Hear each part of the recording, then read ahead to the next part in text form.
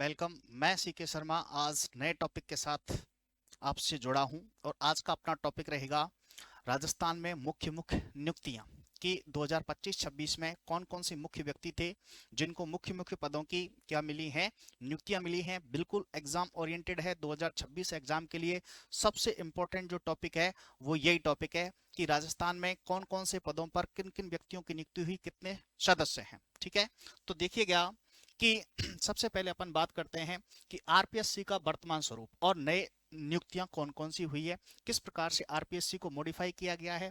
कि क्या हुआ कि सितंबर 1 2025 को आरपीएससी की जो मेंबर थी मंजू शर्मा से क्या ले लिया गया, रेजिग्नेशन उन्होंने अपना दे दिया था मंजू शर्मा ने। ठीक है, और उन्होंने अपना जो रेजिग्नेशन किसको दिया था, अपने गवर्नर साहब हरिभाऊ बागड़े को। जो भी आरपीएससी के मेंबर्स हैं वो अपना रिजाइन किसको देते हैं, राज्यपाल को देते हैं। और वर्तमान में राज्यपाल कौन है, हरिभाऊ बागड़े। ठीक है, और उन्होंने ये एक्सेप्ट भी कर लिया था। ठीक है, वर्तमान में क्या है कि वर्तमान में सदस्य संख्या 10+1 की है। आरपीएससी के जो मेंबर हैं वो वर्तमान में कितने हैं, 10+1 बराबर 11 मेंबर हैं। और जिसमें से 7 सदस्य जो है वो वर्तमान में क्या कर रहे हैं, कार्य कर रहे हैं। ठीक है, तो क्वेश्चन आ जाए वर्तमान में आरपीएससी में कितने मेंबर हैं, तो 10+1। और वर्तमान में वर्किंग कितने हैं, वर्किंग है 7 सदस्य वर्किंग है। अब इनकी जो सदस्यों का निर्धारण है वो भी किसके द्वारा किया जाता है, राज्यपाल के द्वारा।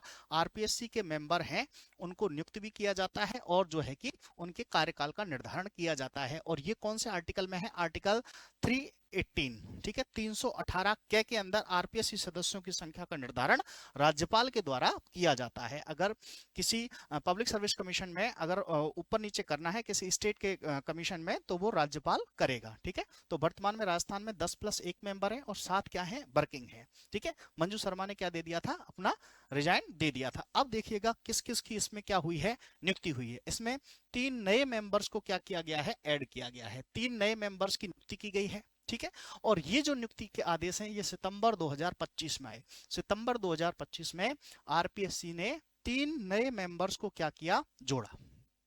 अब नाम इनके इंपॉर्टेंट है कि कौन कौन से मेंबर्स आरपीएससी के चुने गए हैं। तो नाम यहां से पूछा जा सकता है कि देखो, पहले हैं हेमंत प्रियदर्शी, ये झारखंड के निवासी हैं। पहले कौन है, हेमंत प्रियदर्शी, ये कहां से हैं, ये हैं झारखंड से। दूसरे हैं अशोक कलवार, अशोक कलवार जोधपुर राजस्थान के हैं।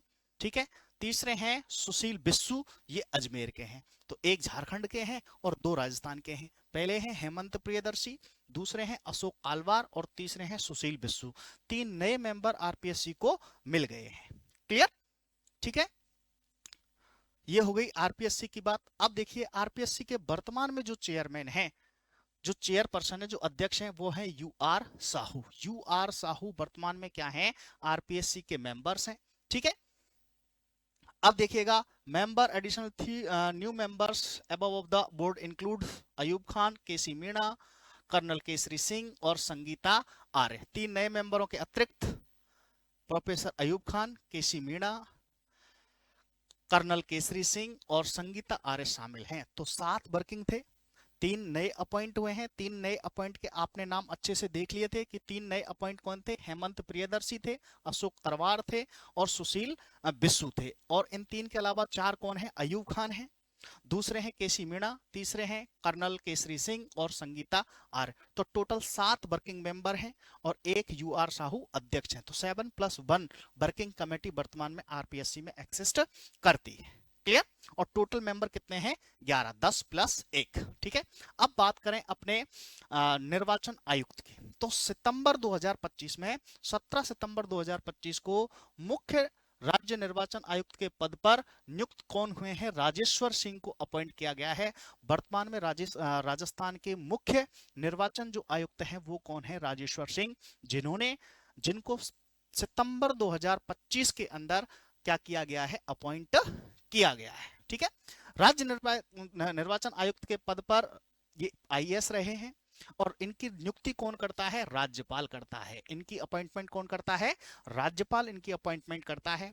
अब इन्होंने किसका स्थान लिया, इससे पहले कौन थे आयुक्त, इससे पहले थे मधुकर गुप्ता।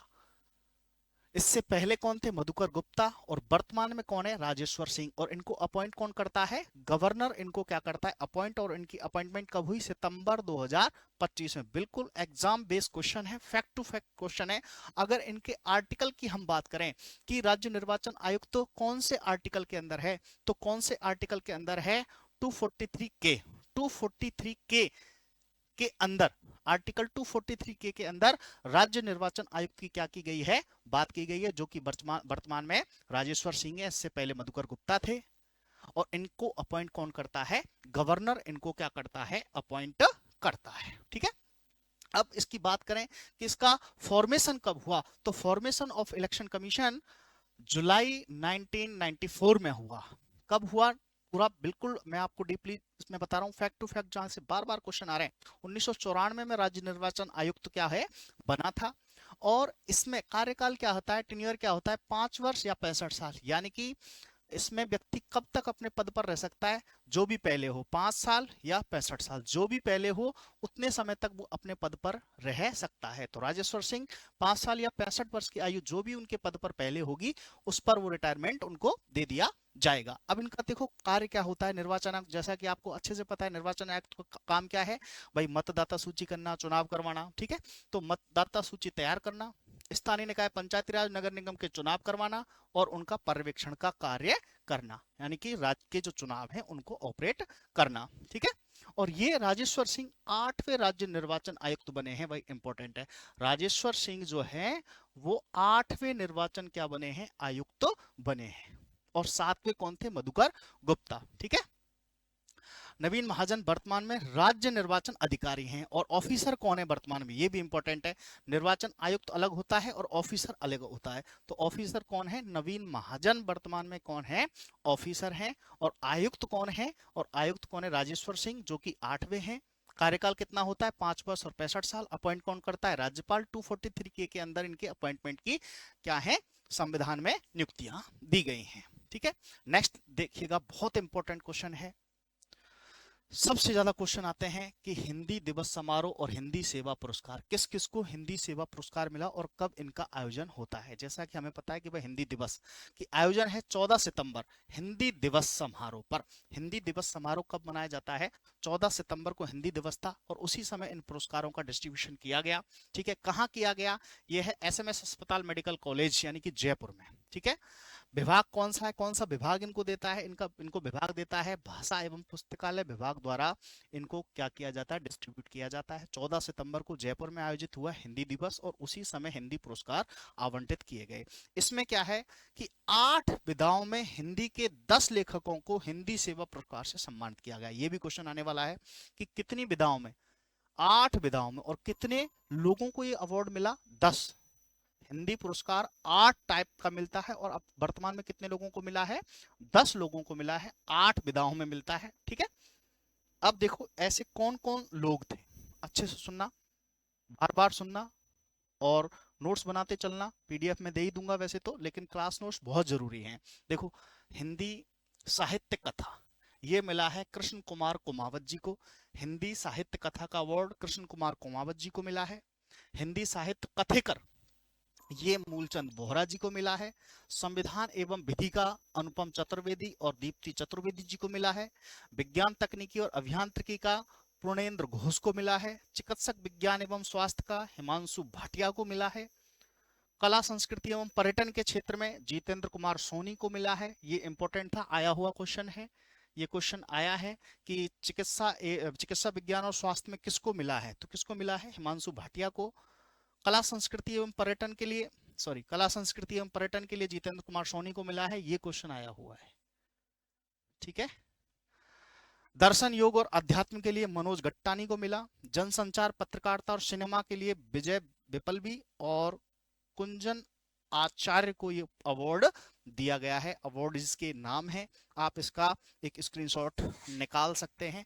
एक स्क्रीनशॉट इसका आप निकाल लीजिएगा। ठीक है। नेक्स्ट है पूर्व IAS जिन्हें नीति आयोग में विशेष आमंत्रित सलाहकार के रूप में शामिल किया गया। तो नीति आयोग में जिनको स्पेशल गेस्ट के रूप में बुलाया गया वो थे ललित के पवार, हमारे आरपीएससी के अध्यक्ष भी रह चुके हैं। कौन? ललित के पवार। ललित के पवार को कहां बुलाया गया? नीति आयोग में स्पेशल आमंत्रण इनको मिला। ठीक है, कोई सलाह वगैरह अगर लेनी होती है तो एक्स आईएएस ऑफिसर्स को बुला लिया जाता है। ठीक है, तो ललित के पवार जी को अगर क्वेश्चन आ जाए कि किसको बुलाया गया, तो ललित के पवार जी को बुलाया गया। ठीक है, राष्ट्रीय विधि विश्वविद्यालय जोधपुर के परिदृश्य में कौन कौन है? तो देखो इनमें कौन है? न्यायाधीश संदीप मेहता, वर्तमान में सुप्रीम कोर्ट में न्यायाधीश के पद पर कार्यरत हैं। ऐसे पूर्व में राजस्थान उच्च न्यायालय में न्यायाधीश रह चुके हैं। जस्टिस मेहता का मनोनयन सुप्रीम कोर्ट के मुख्य न्यायाधीश बी आर गवई द्वारा किया गया। इनको कहां पहुंचाया गया है? NLU में। ठीक है, नेशनल लॉ विश्वविद्यालय में मनोनीत इनको किया गया है। इसमें क्या होता है कि रिटायर्ड जज को ही अपॉइंट किया जाता है। तो नेशनल लॉ यूनिवर्सिटी जोधपुर में है और इसमें वर्तमान में अभी किसे मनोनीत अपॉइंट किया गया है? अपॉइंट किसको किया गया है? संदीप मेहता को। और किनके द्वारा किया गया है? सुप्रीम कोर्ट के चीफ जज द्वारा किया गया है। BR जब गवई थे तो गवई ने इनको कहां भेजा है? NLU के अंदर भेजा है। ठीक है, अब देखो राजस्थान कैडर के आईएएस अधिकारी जो अंतरराष्ट्रीय प्रशासनिक विज्ञान संस्थान IIAS के अध्यक्ष नियुक्त किए गए हैं। कौन नियुक्त किए गए हैं? श्रीनिवास, बी श्रीनिवास को। बी श्रीनिवास को अपॉइंट किया गया है कि जून 2025 को भारत और ऑस्ट्रिया में हुए चुनाव में भारत को 61.7% वोट मिले। राजस्थान कैडर 98 के आईएएस बी श्रीनिवास को पीएम मोदी द्वारा नामित किया गया। ये एक गैर लाभकारी संगठन है जो 31 देशों का है, 20 राष्ट्रीय अनुभागों और 15 शैक्षिक अनुसंधान केंद्रों का ये क्या है? संघ है। ठीक है, पीएम मोदी ने इनको अपॉइंट करके वहां भेजा था सेशन अटेंड करने के लिए। कौन थे? बी श्रीनिवास, राजस्थान कैडर के 98 के क्या है? कैडर के ये अधिकारी थे। ठीक है, और क्या नाम है कि ये एक संगठन जो है, ये जो विज्ञान संगठन है, अंतरराष्ट्रीय प्रशासनिक जो संगठन है, ये क्या है? गैर लाभकारी संगठन है। ठीक है, बी श्रीनिवास को राजस्थान से इसमें भेजा गया है। नेक्स्ट है प्राइम इवेंट फाउंडेशन का संसद रत्न पुरस्कार 2025 किसको मिला? संसद रत्न पुरस्कार आया हुआ क्वेश्चन है एग्जाम में। संसद रत्न पुरस्कार किसको मिला? तो प्रदेश में 2 सांसद मदन राठौड़ और पाली सांसद पीपी चौधरी को संसद रत्न पुरस्कार 2025 प्रदान किया गया। यह पुरस्कार 18वीं लोकसभा के उन संसदीय प्रदर्शनों के लिए किया गया, यानी कि वेस्ट अवार्ड दिया गया। कौन कौन से सांसदों को दिया गया? मदन राठौड़ जी को दिया गया और पीपी चौधरी को दिया गया है, जो कि पाली से हैं, और मदन राठौड़ जी राज्यसभा से सांसद हैं। इन दोनों को 2025 का कौन सा अवार्ड मिला है? संसद रत्न अवार्ड मिला है। इन्होंने अपने क्षेत्र में बहुत अच्छा क्या किया है? काम किया गया है। अब देखो ये अपॉइंटमेंट है कि अंतरराष्ट्रीय सहकारिता वर्ष 2025 की गतिविधियों के क्रियान्वयन के लिए 30 अप्रैल 2025 को गठित की गई राज्य स्तरीय समिति के अध्यक्ष कौन होंगे? बहुत इंपॉर्टेंट क्वेश्चन है कि अंतरराष्ट्रीय सहकारिता वर्ष 2025 की गतिविधियों के लिए 30 अप्रैल को गठित की गई, उसके अध्यक्ष कौन होंगे? तो इसके अध्यक्ष होंगे सीएम। सीएम इसके क्या होंगे? अध्यक्ष होंगे। क्लियर? इसके सीएम क्या होंगे? अध्यक्ष होंगे। 45वें नए राज्यपाल कौन बने? बहुत अच्छे से आपको पता है कि हमारे वर्तमान में राज्यपाल कौन है। हमारे वर्तमान में राज्यपाल कौन है? हरिभाऊ किशनराव बागड़े। हरिभाऊ किशनराव बागड़े। अब ये कौन है? 45वें राज्यपाल हैं। कौन से राज्यपाल हैं? 45वें राज्यपाल हैं। इनसे पहले कौन थे? इनसे पहले थे कालराज मिश्र। ठीक है, कालराज मिश्र। ठीक है, क्लियर? और ये कौन सा नंबर है इनका? 45वीं। ये नंबर आपको बहुत अच्छे से याद रखना है कि हरिभाऊ जी का नंबर कौन सा है? 45वां। और उनसे पहले 44 में कौन थे? कालराज मिश्र हुआ करते थे। ठीक, नेक्स्ट है अक्टूबर 2024 में गठित किए गए Rajasthan revival economic task force, यानी कि इसको बोलेंगे रिफ्ट का अध्यक्ष कौन होगा? तो इसके भी अध्यक्ष कौन होंगे? सीएम। सीएम कौन? भजनलाल। ठीक है, सीएम भजनलाल जी को इसके अध्यक्ष बनाया गया है। ठीक है, इसमें क्या क्या है? इसके उद्देश्य क्या है इस फोर्स के? तो टास्क फोर्स का प्रमुख उद्देश्य आर्थिक क्षेत्रों की पहचान करना, नीति निर्माण करना, इकोनॉमिक के लिए नीति निर्माण करना, राजस्थान की क्या नीति होनी चाहिए इकोनॉमिक क्षेत्र में, कौशल का विकास करना, नए नए स्किल्स को डेवलप करना, इंफ्रास्ट्रक्चर को डेवलप करना, एमएसएमई और स्टार्टअप को बढ़ावा देना। इसके सदस्य कौन है? डिप्टी सीएम होंगे, उद्योग मिनिस्टर होंगे, ऊर्जा मंत्री होंगे, कृषि मंत्री होंगे और मुख्य सचिव इसके अध्यक्ष होंगे। तो इस कमेटी का मुख्य मुख्य क्या था उद्देश्य कि राजस्थान के इकोनॉमिक इंफ्रास्ट्रक्चर स्किल को क्या करना, डेवलप करना। अध्यक्ष कौन है, सीएम, और सदस्य कौन है, उद्योग मंत्री हैं, कृषि मंत्री हैं, मुख्य सचिव है और डिप्टी सीएम इसके क्या हैं, सदस्य होंगे। ठीक है, और देखो ये आपको मैंने बताई दिया, अध्यक्ष कौन है, चीफ मिनिस्टर, उपाध्यक्ष कौन है, फाइनेंस मिनिस्टर। ड्यूरेशन क्या है, 28 तक। ठीक है, 28 तक चलेगा ये। गठन कौन है, 24 में गठन हुआ है, 28 तक चलेगा। बैठक कम से कम वर्ष में एक बार इसकी क्या होगी, बैठक होगी। ठीक है, 26 सितंबर 2025 को राजस्थान उच्च न्यायालय में कार्यवाहक मुख्य न्यायाधीश कौन बने, इंपॉर्टेंट क्वेश्चन है। वर्तमान में ये राजस्थान के क्या हैं, चीफ जज हैं। ठीक है, कौन है, जस्टिस संजीव प्रकाश शर्मा, संजीव प्रकाश शर्मा। मुख्य सचिव जस्टिस के आर श्रीराम की सेवानिवृत्ति होने पर वरिष्ठ न्यायाधीश संजीव प्रकाश शर्मा को राष्ट्रपति ने मुख्य न्यायाधीश के रूप में क्या दिया है, पदभार दिया है। तो वर्तमान में राजस्थान के 44वें नंबर के जो चीफ जज हैं वो कौन है, संजीव प्रकाश शर्मा को बनाया गया है। बहुत इंपॉर्टेंट क्वेश्चन है। ठीक है, संजीव प्रकाश शर्मा वर्तमान में रालसा के कार्यकारी अध्यक्ष भी हैं। ठीक है, ये 44वें क्या है, मुख्य न्यायाधीश। राजस्थान के 44वें मुख्य न्यायाधीश कौन है, संजीव प्रकाश शर्मा। ठीक है, कौन अपॉइंट किया, किसने अपॉइंट किया संजीव प्रकाश शर्मा जी को, राष्ट्रपति ने। और राष्ट्रपति आपको अच्छे से पता है कौन है, द्रौपदी मुर्मू। ठीक है, नेक्स्ट है 15 अगस्त 2025 को मुख्यमंत्री भजनलाल शर्मा ने राज्य के सर्वश्रेष्ठ सरपंच का पुरस्कार किसे दिया। ये भी क्वेश्चन भाई देखो बहुत इंपॉर्टेंट है कि सर्वश्रेष्ठ सरपंच का पुरस्कार किसको दिया गया, तो ये है दिव्यांश एम भारद्वाज को दिया गया। ये कहाँ के हैं, टोंक जिले के आवा ग्राम पंचायत के हैं भाई। टोंक के आवा ग्राम पंचायत के युवा सरपंच दिव्यांश एम भारद्वाज को, दिव्यांश एम भारद्वाज को ये क्या है, सरपंच पुरस्कार मिला है। ठीक है, और इनका आयोजन, ये सम्मान 79वें स्वतंत्रता दिवस मेहरानगढ़ जोधपुर में आयोजित समारोह में दिया जाएगा। ठीक है, यह पुरस्कार राजस्थान की 11,341 ग्राम पंचायतों में से एक सरपंच के रूप में प्राप्त हुआ है। कितनी ग्राम पंचायतों को शामिल किया गया, लगभग 11,341 ग्राम पंचायतों को इसमें जोड़ा गया और एक को मिला, और वो कौन थे, दिव्यांश एम भारद्वाज को ये क्या है, अवार्ड जो है कि प्राप्त हुआ है। ठीक है, ठीक है, आगे का नेक्स्ट क्लास में अपन इसको अपॉइंट करेंगे। ठीक है, 12 पॉइंट मैंने आपको बताए हैं, सारे एग्जाम ओरिएंटेड हैं, सबकी पीडीएफ आपको उपलब्ध हो जाएगी। तो डेली 7 बजे वाली क्लास का जैसे आपको इंतजार रहता है, आपका जो प्यार मुझे मिला है उसी प्यार के साथ, उसी मेहनत के साथ मैं आगे की आपको वीडियोस दूंगा। और जल्दी ही आपको मैं ऑब्जेक्टिव क्वेश्चंस राजस्थान के 2025 के जितने भी एग्जाम हुए हैं, जिस भी लेवल के एग्जाम हुए हैं 2025 में, जितने भी राजस्थान लेवल के एग्जाम हुए हैं, सारे राजस्थान के क्वेश्चंस की एक सीरीज